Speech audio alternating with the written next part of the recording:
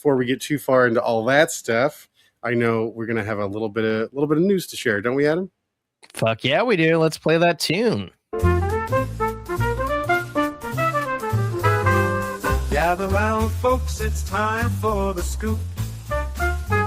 Tune your ears in, let's join the loop.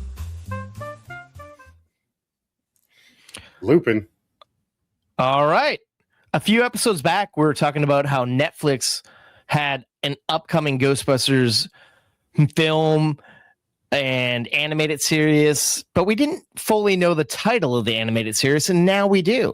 It looks like it's going to be called Ghostbusters Night Shift, and it's going to premiere on Netflix in 2027. How do you feel about this title? Does it sound intriguing or just bland? I don't know.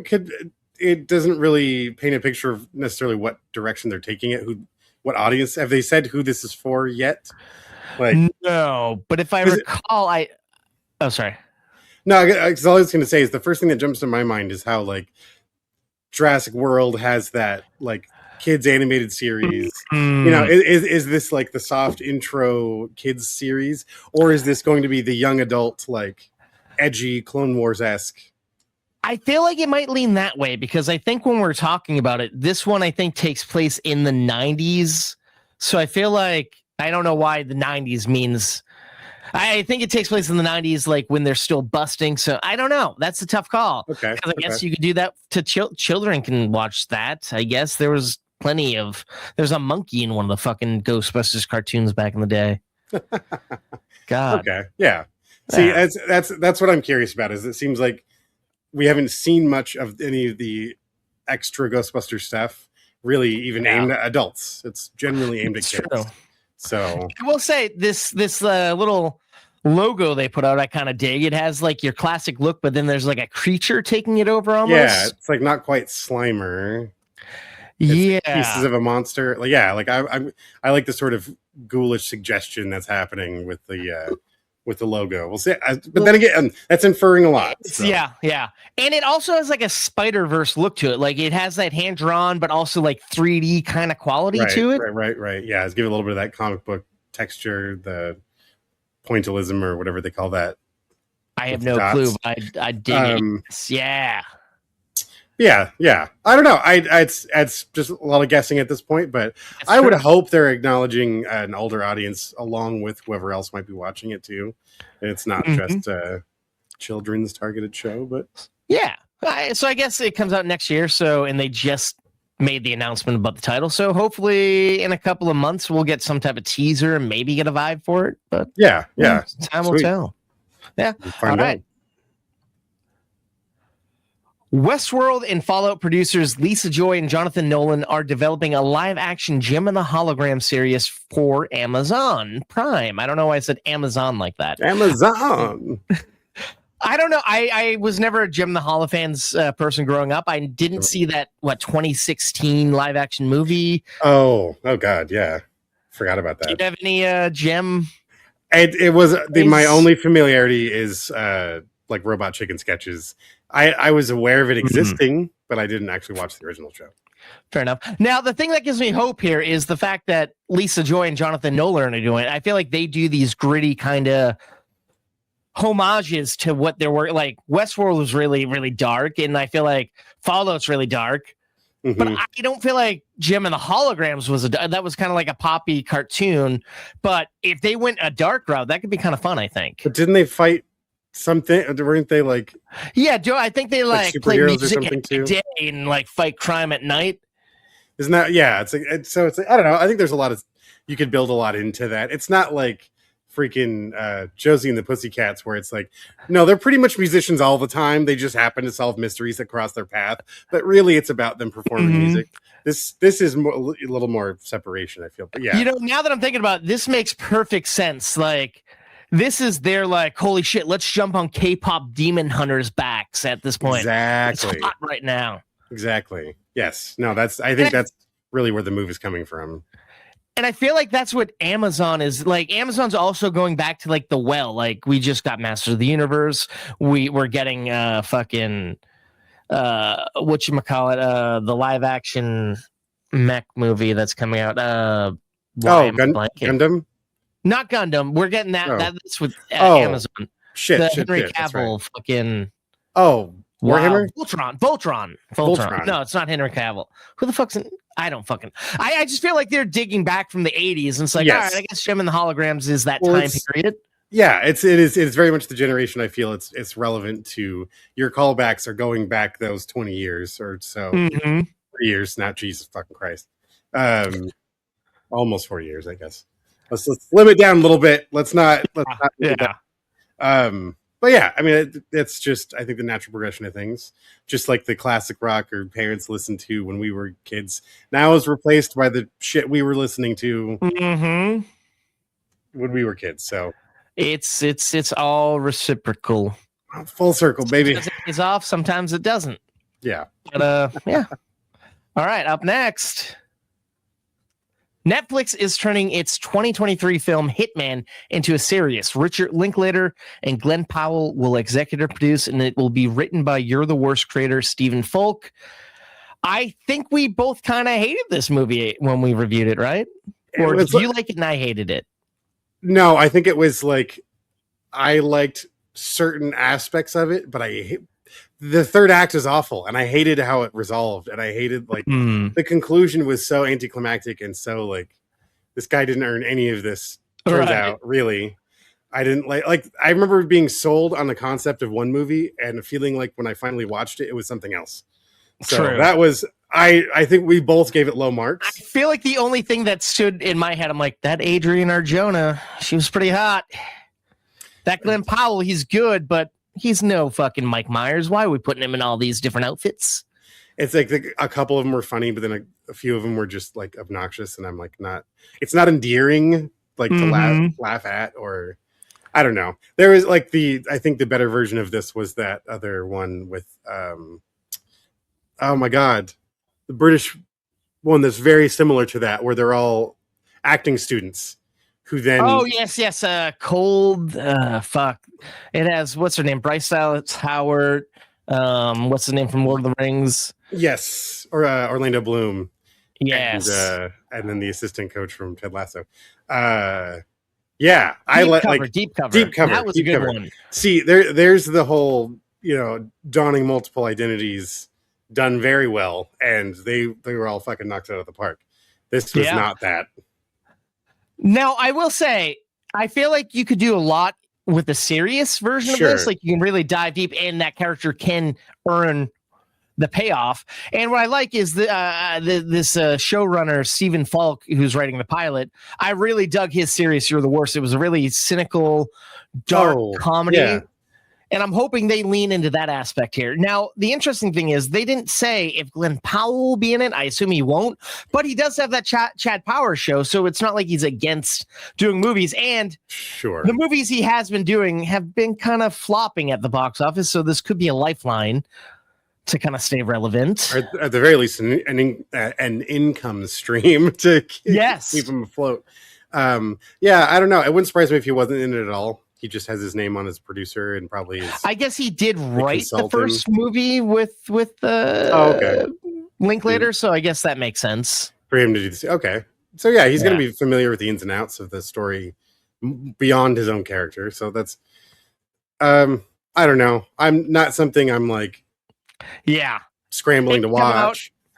If I hear good things, maybe I'll watch it, but I feel like this is going to be a show that comes and goes. But clearly, the movie must have done well if they want to greenlit a show. So, or they think this is going to work better than the movie, which I always think is that's a funny thing to then make another bet on something that didn't do well. But double down on shit, yeah.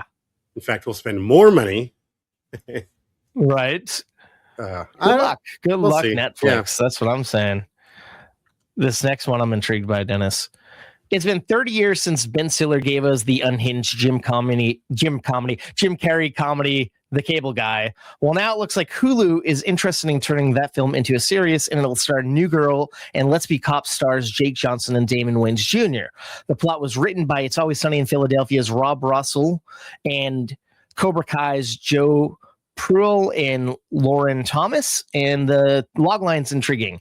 In a world of endless streaming, binging, and algorithms, old school cable technician Chip Douglas Johnson languishes alone until Steven Stevens, Wayne's Jr., calls to have his cable turned back on, reconnecting Chip with a childhood friend he never forgot. The relationship gives each man something he's been missing until Chip's enthusiasm turns into obsession. Inspired by the movie, the show explores the darkly absurd side of modern-day male friendship. I don't know. It could be good. It could be bad, but I like these guys together. Yeah. No, that would be... they're casted in the characters that I would have thought too. That's my concern, though, is like the absurdity of the film is what makes it so great. And just how fucking far, and like, because it's a dark comedy. Yeah, it gets creepy, but it's still funny. The logline you just gave me doesn't sound like it's going to get that crazy, especially when the immediate comparison is the modern male trying to make friends in today's society. I'm like, yes, that's a relatable point, but that's not what I think of when I think of that movie. No, not at all. I think of how this guy is just such a crazy, obsessed, over the board. Yeah. Right. Unhinged. We gotta go back to your review of Obsession. Yeah, that's what I was thinking. Yeah. It's closer to that's that. Jim Carrey. Yeah, put him in that movie as that. Yeah, but they kind of in the article I was reading compared it to taking it serious, like Fargo, almost the TV series, where it's like loosely in that world. Okay, so not fully the same tone. Oh, yeah, man. See, that's so why call it something point. else? Yes, call like I don't know what you'd call it, but you don't have to call it the Cable Guy. But I get IP sells. Yeah. That's one I'm starting to get tired of. Quit slapping the name on one thing and pretending like it's something completely different. Yeah. All right, this next one we've actually talked about a little bit in passing. Ooh. It's been roughly 2 years since Netflix released a new season of its hit reality series, The Circle. Fans, including myself and you, have been on pins and needles wondering if we'd ever see it again. Well, sadly, it turns out Netflix has officially canceled the series.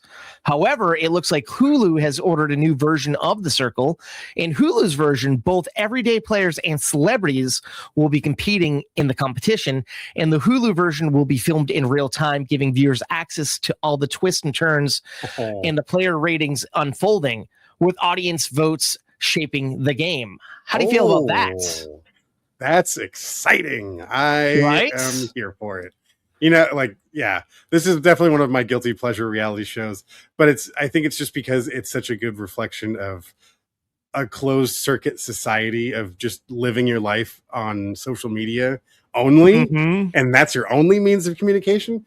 So you start to see what can happen and how things can devolve. How you can be yourself, how you can be someone else, how you can catfish, how you can be, and just how different, how you can't fully understand a person's intentions by reading. You can always misinterpret the way something is being represented. You can there's always a game being played.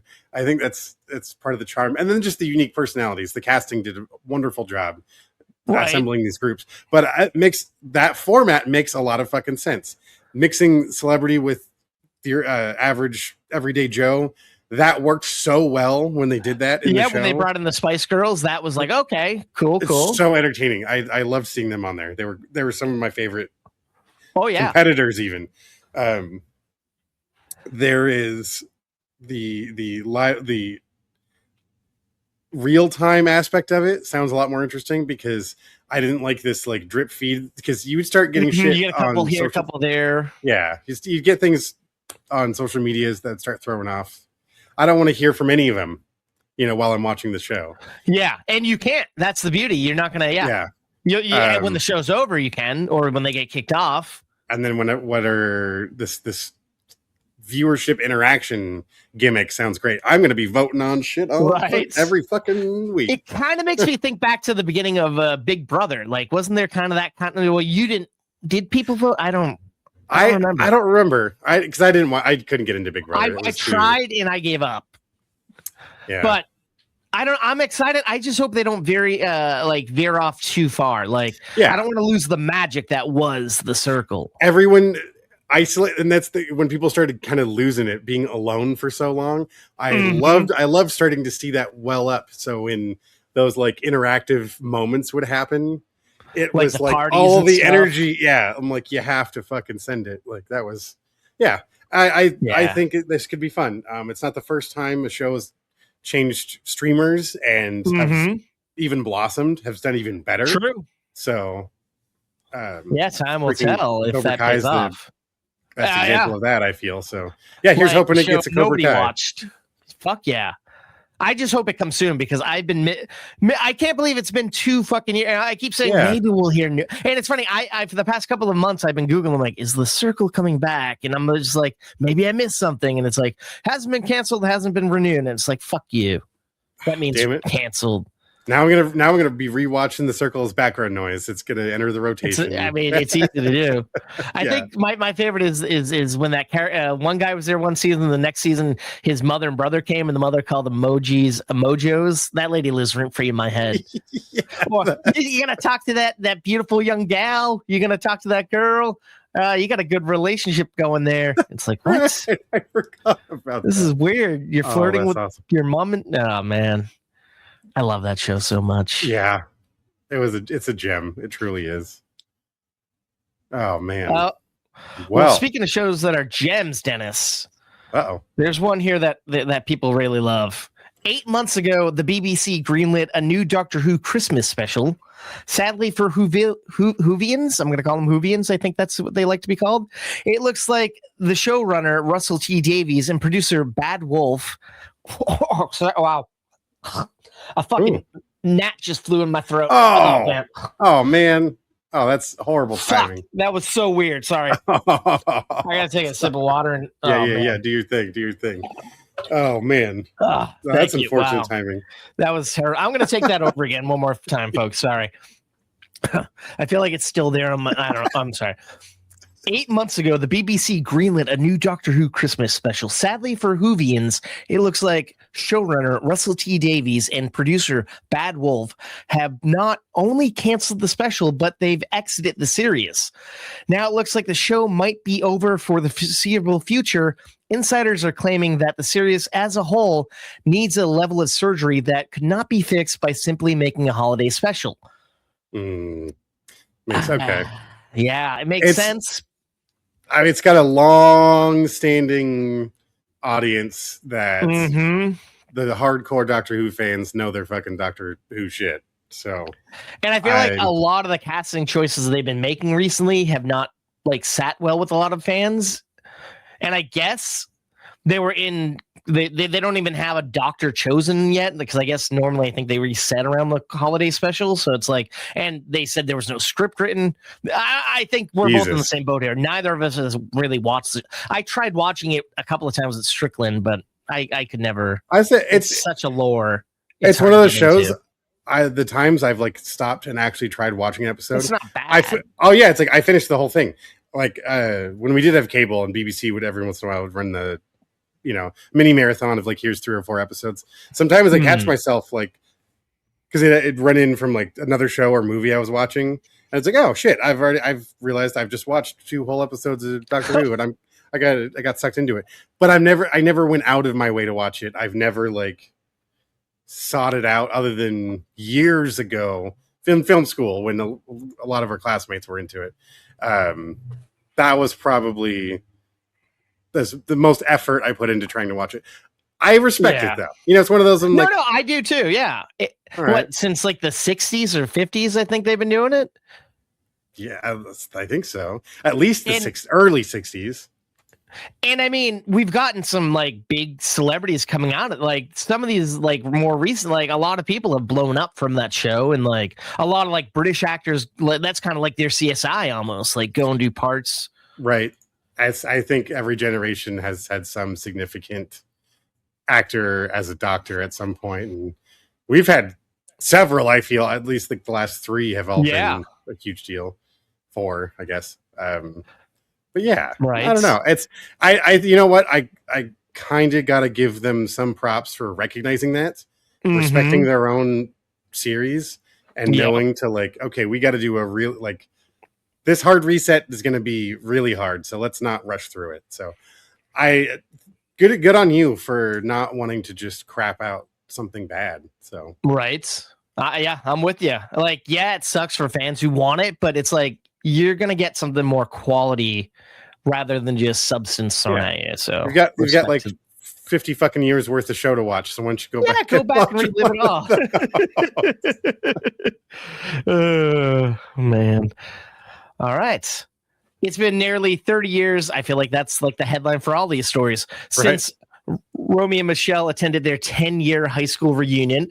Well, fans won't have to wait much longer to see the dynamic duo once again, because Lisa Kudrow and Mia Cervero have shared a photo of themselves on set of the sequel, announcing that production has begun. And it looks like Alan Cummings, Janine Garofalo, Cameron Manheim, Julia Campbell will be reprising their roles from the original film. I can't fucking speak. That fucking Nat got to me, man. Along with newcomers Keegan-Michael Key, Rob Hubel, Becken Meyer, Patrick Warburton, and Nathan Lee Graham have joined the cast. The plot of the film is currently under wraps, but good news is the original film's screenwriter, Robin Schiff, has written this one. How do you feel about them coming back, these new casts, having the original screenwriter? Do you think this is going to work? That's adding up. That's a lot of good ingredients, man. And this is one of Val's favorite movies. I just watched it a few weeks ago, actually. The first one. And they're so charming. And Mia Savino and oh my god, Lisa Kudrow. We just finished The Comeback too. So you were just talking like she's having a good little resurgence, man. Yeah. With that and she's so goddamn talented. I'm excited for this. I think like the added cast, that's amazing. The fact that Alan Cummings coming back, I hope the whole thing, like he and Michelle. He and Michelle are still together after all this time. That'd be funny. Play up to this dream relationship, like this is all worked out happily ever after for the most part, kind of shit. Because it'd be great to just after all this time know they had a little bit of success. Right. Like they don't gotta lie about making fucking post-it notes anymore or adhesive but then what's our plot? What's our hook? Right. Then? Why are we here? And are we at another reunion? What do we do? Like? And there's so many avenues they could go. Yeah, because it's if they're only calling it Romy and Michelle 2, that leaves like is it a wedding? Is it a divorce? Ooh. Is it another big life milestone? Have these two grown apart? They come back together? Maybe I doubt that. I hope. Yeah, so you can't have Romy and Michelle not be like this. Yeah. I don't know. I'm excited for it. The article also said the original costume designers coming back, so that's why we get their classic. They want to keep it classic, looking like the clothes they would wear back then. The loudest from this picture, fucking shit. Yeah, that's perfect. I love that, as it should be. So, apparently this is going to be streaming on Hulu, so everyone can get it at home. Sucks that I feel like fans probably want to see it on the big screen, but hey, at least you're not going to spend $20 a ticket. Yeah, it's like they'll save a few million off the prints and advertising, right? So I guess you could cut some corners there. You're just different. Yeah, I don't know. Avenues. It would have been cool to see in theaters, but who wants to go to theaters anymore, right? Not a lot of. Well, no, theater this year the box office has been growing. It's been great. I just need the people who are actually in the theater to behave like they want to be there to see a fucking movie. That's all. That's all. And I won't go into the rant. No. Yeah, exactly. Now, that could be a whole episode of it. We've done that way too many times. Oh my god. Yes. Yep. All right. Speaking of the theater experience, this next story goes with that. So let's stick with it. After the success of the Spears Interactive The Wizard of Oz experience, the Las Vegas venue has announced that starting in 2027, they will be showing a new AI-enhanced version of the Rocky Horror Picture Show. I feel like that's an interesting choice. People love that. And I feel like Vegas, that's where you get people that want to party. Are they going to give you the toast to throw at the that's awesome. That seems like a natural choice. I know LA had the Wizard of Oz for a minute on their similar what do they call that? It's a simple name. Yeah, because I think it's the same company. Because that one's only a half dome. It's not the full sphere, but it's the same concepts, and I believe they share the same. Like when something's done playing there, it goes to one of the Because other. they had like Willy Wonka, I think out there. Willy Wonka. They did Wizard of Oz. Cosm. Yes. Los Angeles. Yep. And then Harry Potter was just rolling. Damn. Through there. That's gonna be dope. Oh, they said it was fucking awesome. They like so, and even still photos that they sent were like the candles in the Great Hall are like hovering over you, and like all of that stuff. Snowfall was like just like holy shit, that sounds amazing. Right. Now I know we talked about a few months ago how much money the Wizard of Oz was raking in. I wonder, this is going to be the test, because I feel like the Wizard of Oz is family friendly. Mm-hmm. Rocky Horror Picture Show, not so much. So it's I a different audience, might... but it's like I think there's just as much of a different flavor audience for Rocky Horror Picture Show, and especially it's a niche experience. I mean, I believe they sell drinks and stuff there, so you're going to have your on theme cocktails and crap, and you're going to have people showing up in costume, and it's very much a sing along type of movie. So I think it's going to very much appeal to a specific kind of crowd, but just like that the same has way, a hardcore fan base. Exactly. And then I think that's also going to be a great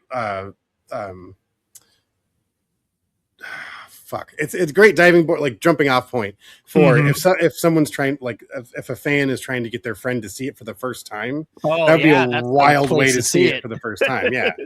So like you think seeing it with like the whole reenactment at a theater at midnight is an experience. This is a whole ballpark different. That'd be a trip, man. Yeah, that'd be cool. Again, that would be something I would see. That's right. I think that could be fun. 100%. Well, I don't know if this next one's going to be as fun. Oh, I don't actually have. And the Pussycats. I don't have a fucking little slug line here, but we'll just roll with it without it. All right, so Wicked producer Mark Platt is developing a new Josie and the Pussycats movie for Sony Pictures. I feel like this kind of goes hand in hand again. With talking about fucking Gem and the Holograms and K-pop Demon Hunters, female bands. I mean, they don't fight crime, but it's a similar vein, I think. A little bit, yeah. Well, it's also like Jabberjaw and what's the speed? The car. What's the one with the fucking car? Speed Racer? No, not Speed Racer. No, no, Wacky Racers. No, because that's the crossover one. Yeah. Am I just thinking of Jabberjaw still? Wasn't there a little buggy, like a beach buggy they could talk to? Oh, I think another Hanna-Barbera mystery game. And they cross over a bunch too, like with like Scooby-Doo characters and shit. Scooby-Doo did crossovers with everybody. Like that was true. Like yeah. Scooby-Doo's a whore, man. No, Scooby-Doo's just so big, everyone wants to be with Scooby-Doo. It's the other way around. It's just like that's true. You need a little bit of fan base over there. Yeah, exactly. It's like, all right, you can come on over. You need some attention. All right, come on, fucking hang out with Scooby-Doo. You need some fucking eyeballs in your show? Yeah, I guess. All right. You can guest. We'll give you some help. Now, I mean, it's interesting the fact that the guy who produced Wicked, which is known for its music, is doing this music theme movie. Do you think that is a smart move, or do you think this is like, we're trying why not? Hard? You need some original music in there. That was the part of the charm of the show. And that's the whole point of them. They can't just do covers the whole time. That would be kind of lame for them to be like a world famous, or at least band of their own. Like nobody's paying to go listen to. Oh, they do, but they do. Yeah, they do. Often, I would, but sadly, not. Yeah, but at that worldwide level, yes, that they're at. I think. Why not? I suppose. Sure.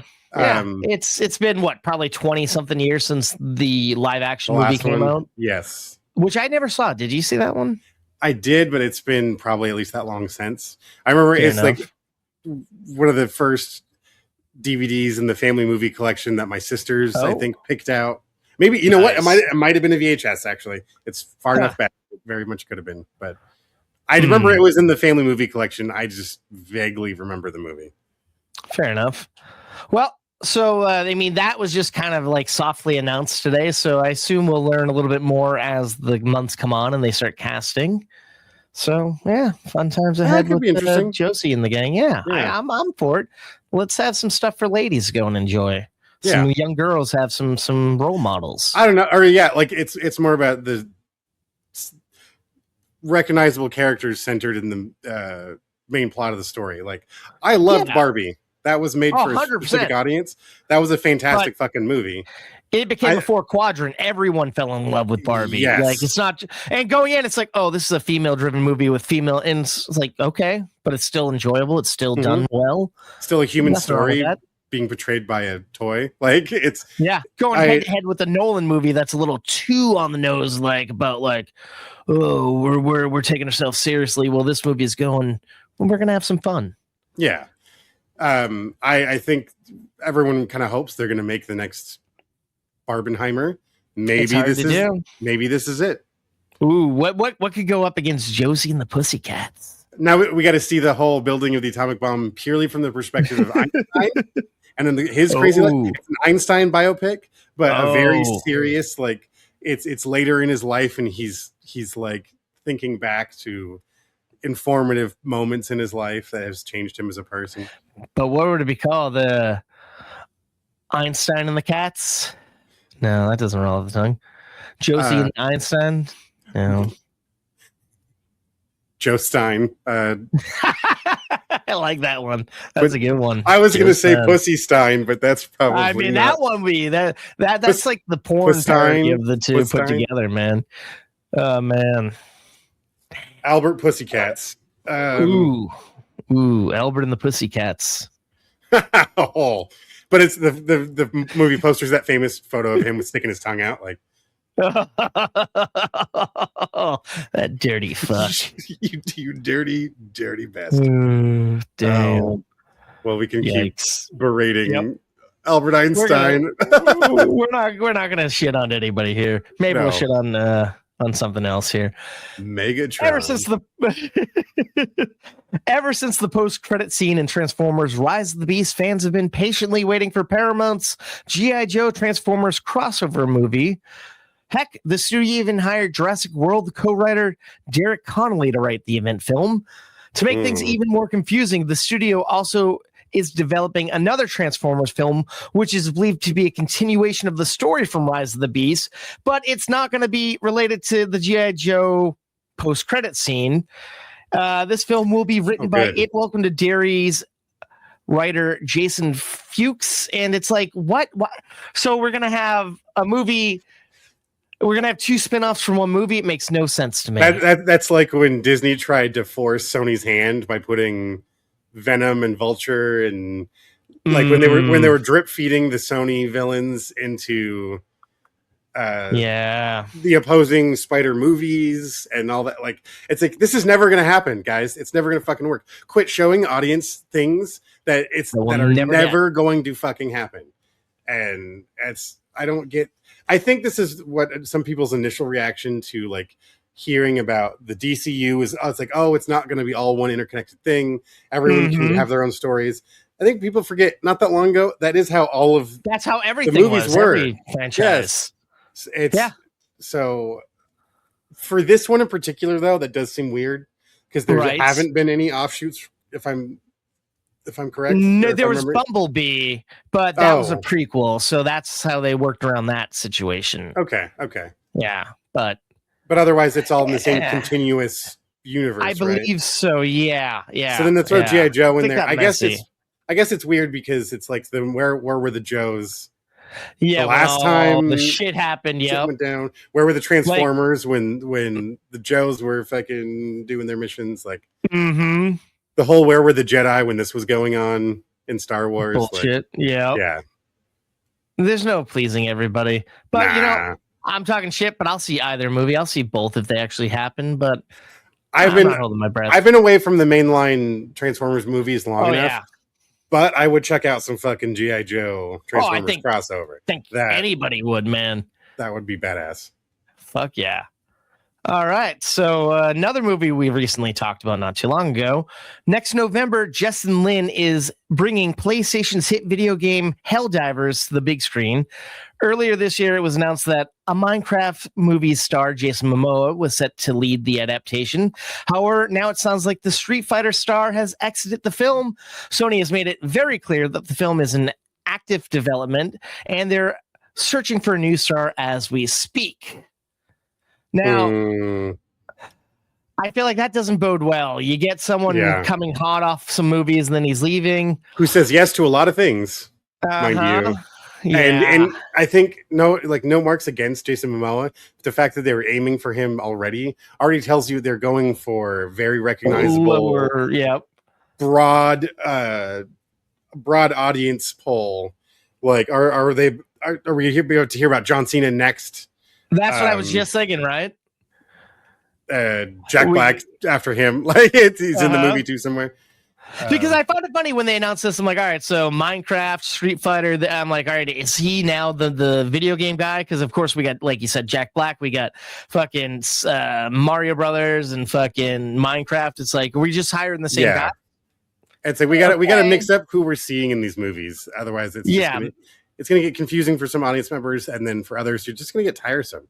There's more actors. There's more very talented people. Hell yeah. Or new faces. When you get new faces, it's hard to swallow. It's not as easy to market, but that's how you get new stars. Or someone who's just on the up and come, like someone who we know who needs a little bit. Give us the old misdirect that the crappy Doom movie had, and you're selling it with who you think the main guy is up front, and then it turns out this is a Carl Urban movie. Who's Carl Urban? I don't know, but you're going to see a whole lot of him here in a few years. Right? That's all it takes. I mean, I only knew him. He was just that side character from Lord of the Rings to me before that. Yeah. So, and I want to see more of that. Like, there's definitely a lot of other character actors. That could definitely do a lot of damage and carry a lot of weight in this, especially if they're going to be in their fucking helmets most of the movie. Yes. You can put any fucking buddy in there.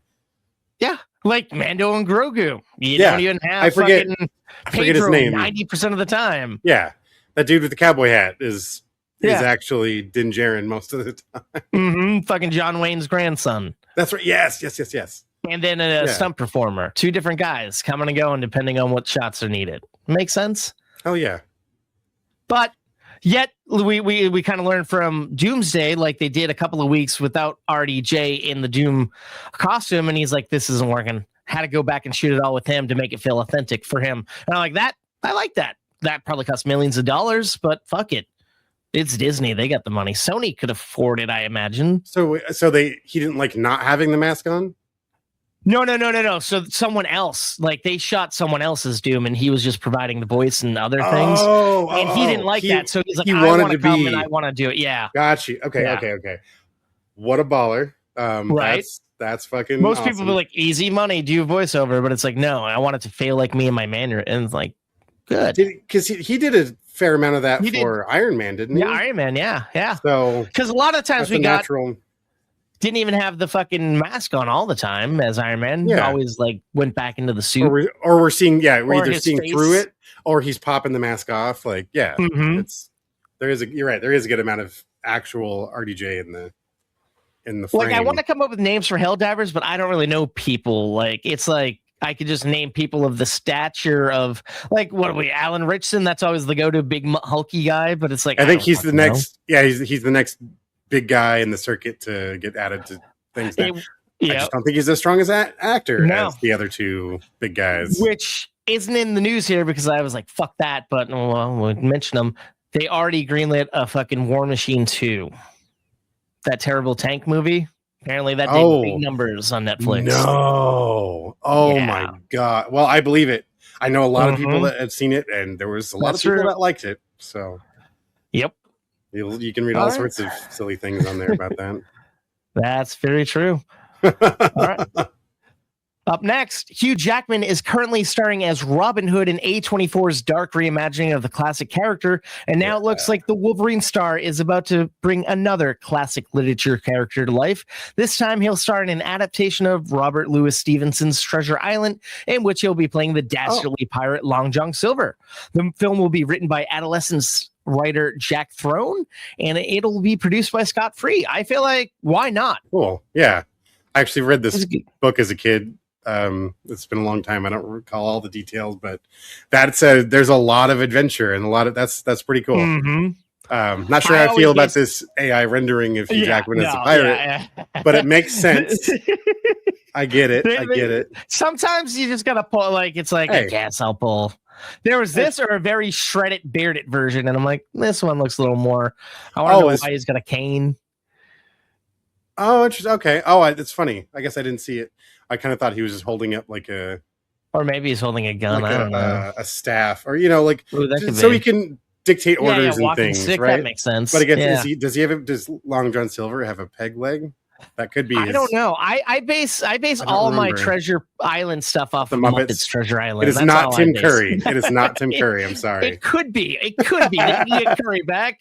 Hey, I had that back into the game. Oh shit! I did that. I have on VHS as well. So right there with you. Although I hear a lot of people love Treasure Planet. I keep saying I gotta watch it. I've never seen it. That is true. It does. That's one of the most loyal adaptations. But I like the fact that Hugh Jackman is going out there and taking these, like, it's like he hasn't found the right thing since trying to leave Wolverine behind. And I'm like, I rewatched Song Sung Blue a couple of weeks ago with my mom, and I'm like, this is a good.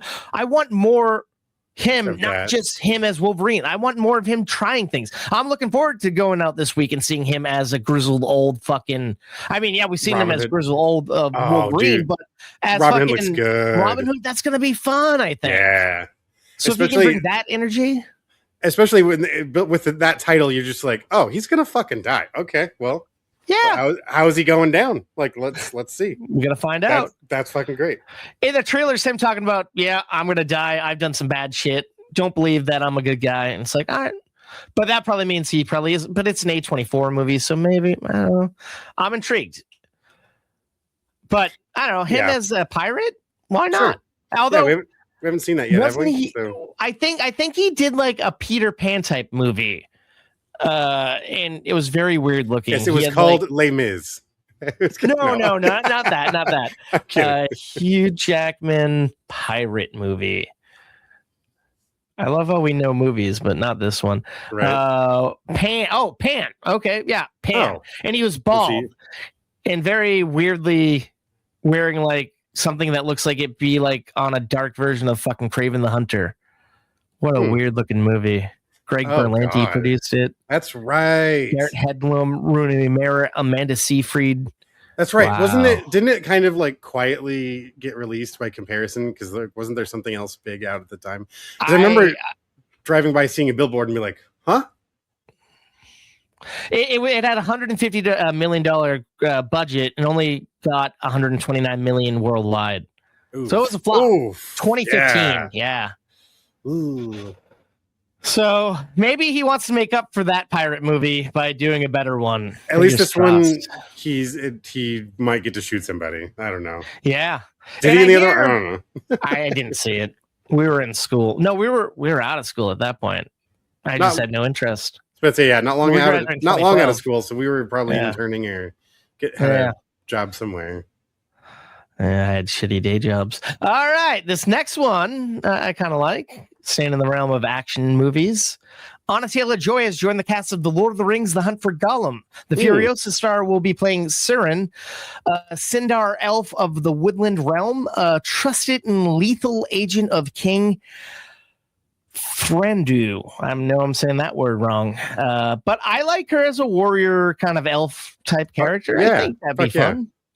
I can't recall something I've been let down by a performance of hers. So right, even if the movie's bad, she's been good in it. Exactly. No, I'm here for it. I'm not familiar with this corner of the this end of the timeline here, but I am intrigued. Just given Andy Serkis is and this is his movie. So and Jackson's behind it. Yeah, like these are some of the biggest. I mean, all it's missing is Stephen Colbert. It's like watch he's in it somewhere. He was writing. So, I mean, he was in the Hobbit movies in the background. I bet he'll. I mean, he's writing a fucking Lord of the Rings movie, so he'll probably pop up somewhere. He's gonna be the fucking Bruce He'll Campbell. Connect the worlds. The Lord of the Rings movies. I'd be fine with that. That would be awesome. Man. From the Daily Show to the Shire. Oh, and I can't imagine that man being much happier than that happening. Oh, not. I mean, not even saying anything, he'd be happy. Like just a tiny little background, like he was in the Hobbit films. Fuck. Well, yeah, I'm excited for it. I feel like Yeah. you're excited for it. It sounds like so. For sure. Kudos to them, man. Keep adding some more cool cast members to that. Yep. But speaking of Furiosa, Matthew Bellany claims that George Miller is currently shopping around a final Mad Max film and a follow-up TV series to end the franchise. Naturally, since Furiosa, a Mad Max saga, lost them a pretty penny, Warner Brothers has passed on the project. However, it looks like Amazon, Universal Pictures, and Sony Pictures are interested in taking over the reins of the Wasteland saga. How do you feel about doing one more movie in a show? Does that just sound like wish fulfillment for George Miller? Or do you think that would I don't think work? that's incorrect, but I'm also excited to see more. I enjoyed Furiosa, but it lost some of the texture, not having nearly as much practical effects. Fury Road was so impactful and so big. Practical. It was just a fucking orgy for your eyes, and it was incredible. Furiosa, it was so obvious. It wasn't nearly as much of those But that kind of worked for me. Like, it's funny. I hated the Road Warrior movies. The OGs didn't do it for me. I liked Fury Road, but Furiosa, I saw that bitch twice in theaters, and that was like a 3-hour movie almost, man. Like, it was killer. It was a great fucking movie. I've seen it a couple times since it was in theaters. I like this world though. I'm also I'm a sucker for apocalypse films, especially these like late apocalypse films where it's society has now rebuilt itself into some other misshapen freak version of itself, and like these relearned words and the recycled uses of things. It's great. I think it's a fucking awesome world. I just hope if they go back to making another movie that make it fucking big. I mean, really go for it, because that's I think it's the only way to go. Not like Fast and the Furious go for it, but yeah, if this is going to be the end, go all out. Like, all right, my question is, do you think they'd go with a continuous Tom Hardy, or do you go back to Mel Gibson? Do you do an old man Max, or do you do the young Max, or do you stick with Furiosa? And if you do you bring Anna Taylor back, or do you bring Charlize back? Or do you mix everything? So I think the part of the initial, from what I recall, the initial drive of these stories, and what I think is easily forgotten, is that at the beginning of every one usually has some sort of narration. Someone else is telling the story. So what we're, as an audience, what we're actually seeing and experiencing is someone else reciting a story they know about Mad Max, and they know about Furiosa, that there's a good chance the reason why he looks different in all these movies, it's because this is just how this person's deciding to tell the story. To me, I think you could get away with that, recasting Max, recasting Furiosa, or there's no Furiosa at all, and it's him on another adventure entirely, which is how the original trilogy was formed. There's very little connection from one film to the next, other than he's been through more, he's just gained more experience.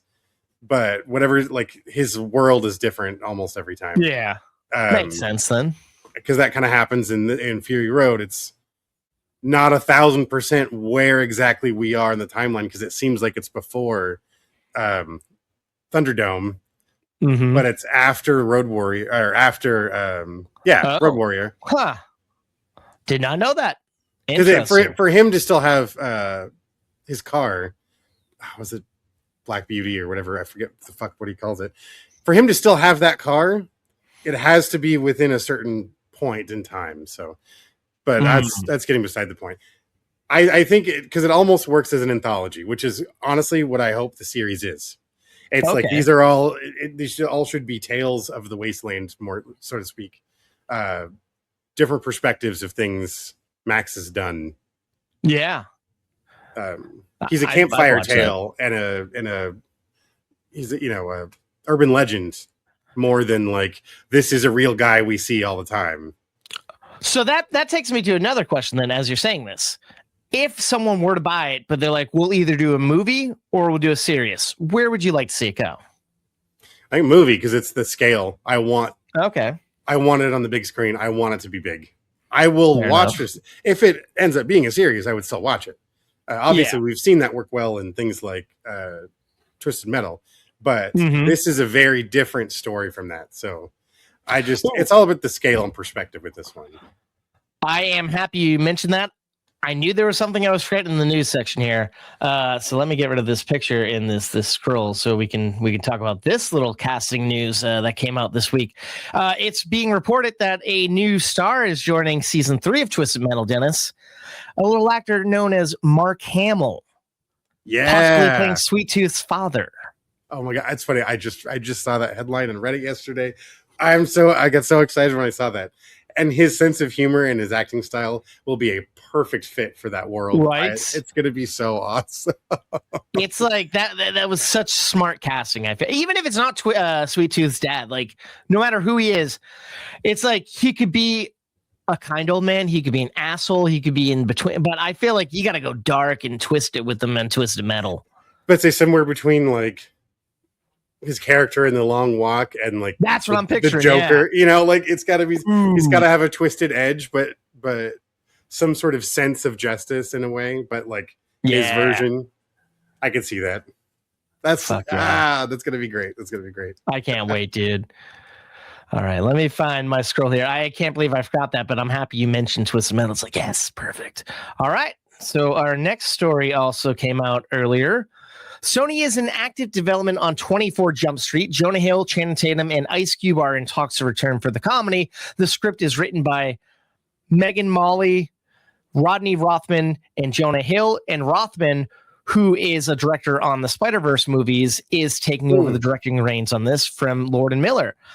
How do you feel? Do you think this is coming a little too late? Is it interesting that we're skipping 23? What's your take on all this? I was just gonna say I got super excited because I thought that was Megan Mullally.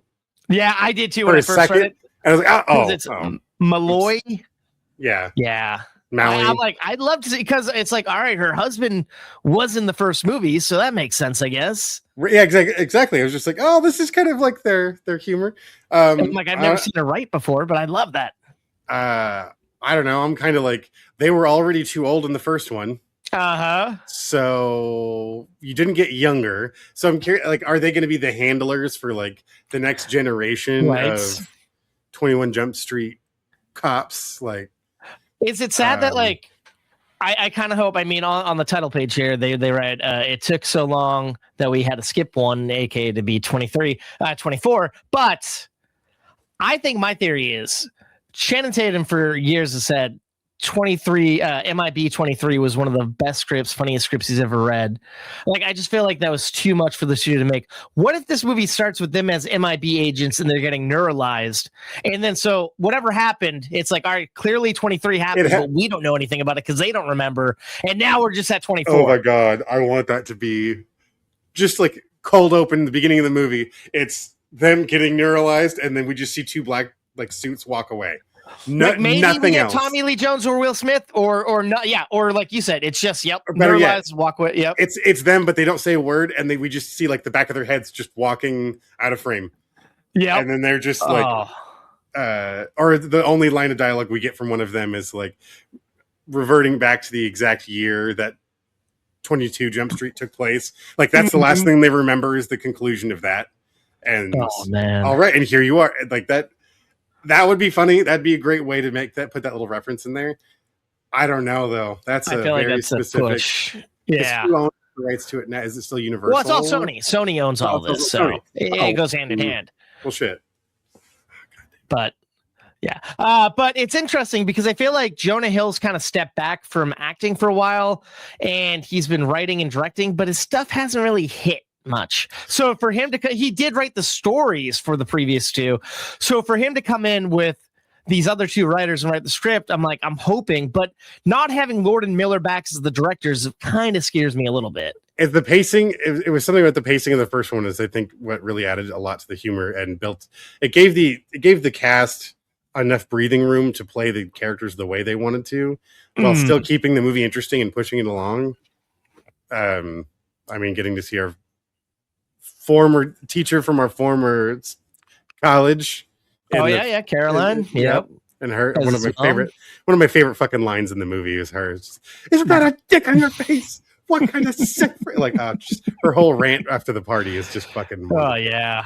I love that. She's great in that movie. Yes. Wonderful. Or then her at that parents' dinner with Ice Cube in 2022. Oh God. I completely forgot about that. My God. Yeah. But I was watching, listening to a podcast, and someone's like, yeah, we're not getting the MIB, but what if it was a crossover with Jack Bauer, and that's why it's 24 Jump Street? See, I can't, I'm not going to get my hopes up. Yeah. No, that's two different studios altogether, but I'm like, that would be fucking amazing. Come on, Disney, let Jack Bauer go out and play. Or it's like, do you go with whatever the fake 24 Jump Street was at the end, since they had all those fake trailers at the end of the last movie, like baking school or whatever it was, or flight school? Oh, you make it like a vocation school of some kind. Something. Yeah. Maybe. Or do they just go to night school? There's so many places something to go. Very specific. Yeah. I don't know. I'm excited, but nervous at the same time, because I feel like those two movies alone were perfect, and I've always wanted more. But like you said, they were already too old in the first movie. They're the teachers now. Maybe so they have to be there the whole school and still have to like teach a class, because that would be funny to like they'd be so inept, or it's like, oh, I'll just be a gym teacher. That should be easy, right? Technically, turns out didn't we find out that was it Janko or Schmidt? Which one? Shannon's character was kind of smart when he was with the science bros or whatever. Like, wasn't he? Oh, that's right. That's right. And it turns out he was like really into it. He like, yeah. So he could be a good teacher, but Jonah Hill, I don't know what he would fall into. I think there's a lot of ways to play with it. But true. If after I'm with you. After this long, who asked for this? All right. I hope it's good at least. True. If you're already excited, if you're more excited for a script that will never be released, then it makes me nervous about whatever the fuck this is then. So right. We'll find out. Hopefully we're wrong here, Dennis. Yeah. Speaking about being wrong, many rumors have been floating around about the Batman Part 2 lately. Well, now that production has started, we're getting a little more clarification on some things surrounding the highly anticipated film. One of the biggest developments of the past few days is the fact that Sebastian Stan is not playing Harvey Dent in the film. Instead, he is now rumored to be playing the hitman turns villainous serial killer, Victor Zsasz.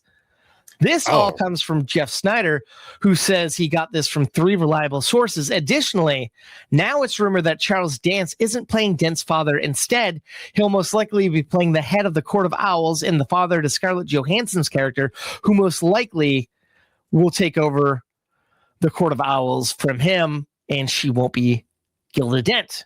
But my favorite part of all this news, like, I could care less about who Scarlett and Charles are playing, but Brian Tyree Henry is now supposedly the actor who's going to be playing Harvey Dent, and I love him. Oh, he's and that's wonderful. why I'm saying Charles Dent could still be his father.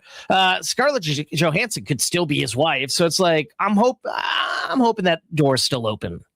Yeah. No, it's like these are all very talented people. I have no doubt they can play those roles very well.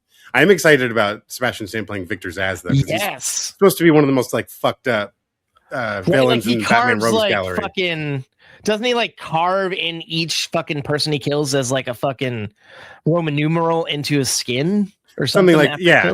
So he's all mutilates himself. He leaves horrific crime scenes, and he's because it's weird. Yeah. The past couple of months, Sebastian's been going out and like he's been getting muscled and like he's bald, and it's like, why would Harvey Dent need to be a muscular bald man to be a DA? That's kind of odd. There we go.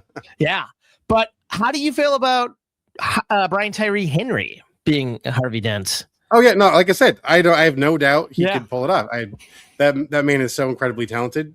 I just hope he gets to do more than fucking our man Lando Calrissian got to do in his version of Harvey Dent. I hope he actually gets to make that two-face turn. Yeah. Oh yeah. I guess that really depends on how long they want to run this film True. series out, Yeah. because I don't want them to Spider-Man 3, Raimi Spider-Man 3 and give us way Force too many everything in there. villains. I'm like, you should have picked one or two of those guys, and Yeah. that should have been it. So as long Now, as we're not also- getting too many villains, because that's starting to sound pretty stacked up. True. Now, also in this article that came out, is that yes, Colin Farrell will return as the Penguin in here, but probably not too much, like a couple of scenes. Yeah. But it's been announced that we're not getting a second season of the Penguin now, and there's some murmurs that we might get a Poison Ivy film based in this world. But a lot of people are saying they can't picture Poison Ivy fitting into this universe. How would you feel about a Poison Ivy in this world? I'm curious, how would you write a character that is very fantastical and has grown into something that's very, very over the top, very big and lavish sort of set pieces? Yeah, exactly. This whole world, there's like magic isn't a thing. Like high-tech gadgetry exists, but not so heavily reliant upon it that you still using true detective work to get solve these my things. only thought could be maybe she's like an eco-terrorist, but still that's not really who some sort of eco or biological terrorist that's using, like, she just knows how to use then it's like, how do you differentiate that enough from like the way you did Scarecrow, that it's like these, I guess he didn't really use the poisons and stuff really quite so much. True. Well, no, he did. He was having people hallucinate and do what he wanted. They were like his puppets. That's so the I guess thing. You could is do like something similar, but not do that same story. And there've been so many Joker stories where he's, going to poison the city's water, going to release a gas, and blah blah blah. Like, I'd be interested to see how they would make that work in that world. Because he's got so many like more normal villains too that are just criminals. True. It's like Punisher is closer than yeah. most other things. That's accurate. But who would you like to see play a Poison Ivy in this world? Like, man, see, that's the thing, that it comes back to that.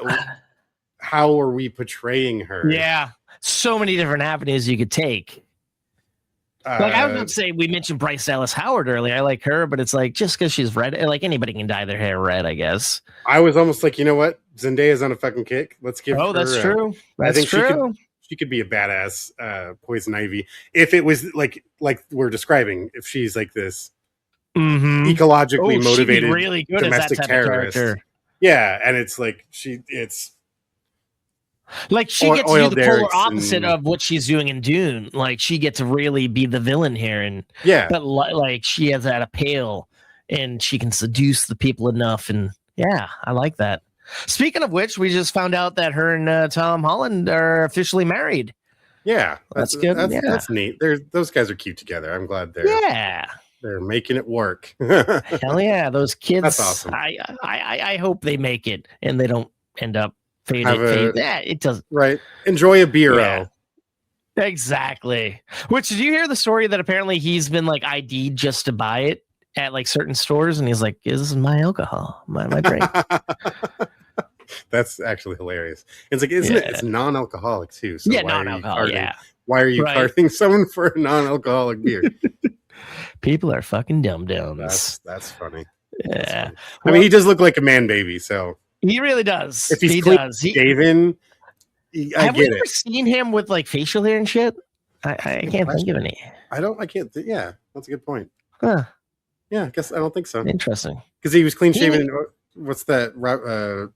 That Southern Robert Pattinson movie. Oh yeah. Netflix original. Yeah. That Cherry movie. I think he was clean shaven. Yeah. Then he was a child and everything else. So that'd be weird if he had a beard back in the day. Little kid, he gets this fucking ZZ Top. See, that's what they should have done. They should have given him a beard in Brand New Day, because he's so sad and pathetic and in the dumps. It's like, and if he gets the symbiote suit, that's in the comics that happened. He stopped shaving when he started carrying. It just merged to him, and it was like the dark mode, fucking Peter. Nice, I like that. That's dope. Well, that's gonna do it for our news section here, Dennis. All Hopefully, right. hopefully it was fun for people to listen and watch. I hope so too.